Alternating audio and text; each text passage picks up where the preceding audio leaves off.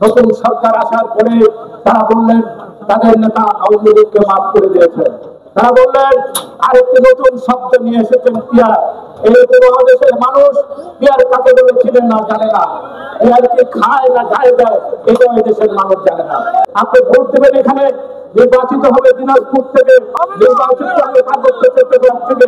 এই ব্যবস্থার কথা আজকে জামাত বলছে শুধুমাত্র বিএনপি যাতে আজকে ক্ষমতা না যেতে পারে, তারেক রহমান যাতে প্রধানমন্ত্রী না হতে পারে, সেই কারণে এর বিরুদ্ধে আমাদেরকে আজকে সমগ্র জাতি ঐক্যবদ্ধ হতে হবে।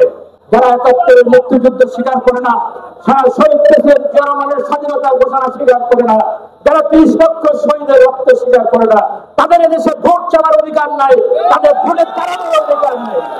আগামী দিনে ভোট হবে শহীদ প্রেসিডেন্ট জিয়া রহমানের স্বাধীনতার ঘোষণার মধ্যে দিয়ে স্বাধীনতার সপক্ষের শক্তি এবং স্বাধীনতার বিপক্ষের শক্তির মধ্যে। আজকে বাংলাদেশের অর্থনীতি বাঁচিয়ে রেখেছেন এই দুটি সেক্টরের জন্মদাতা হচ্ছেন শহীদ প্রেসিডেন্ট জিয়া রহমান, অন্য কেউ নয়। সেই কারণে শহীদ প্রেসিডেন্ট জিয়া রহমানকে বলা হয় আধুনিক বাংলাদেশের স্থপতি। আগে শহীদ প্রেসিডেন্ট জিয়া রহমানের আগে বাংলাদেশে তোলা হতো তলাবিহীন ছুরি।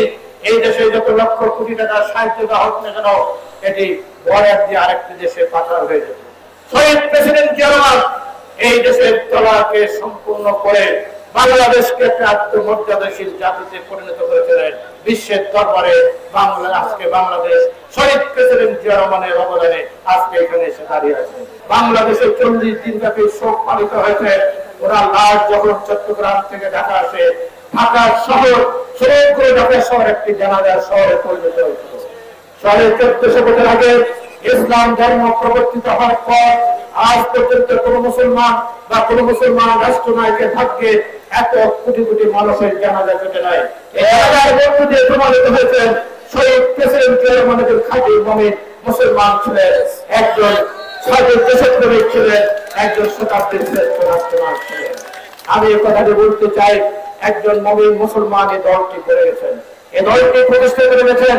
কি কারণে? বাংলাদেশের স্বাধীনতা সার্বভৌমত্ব রক্ষা, এদেশের মুসলিম উম্মার স্বাধীনতা রক্ষার জন্য উনি এই দলটি করে গেছেন।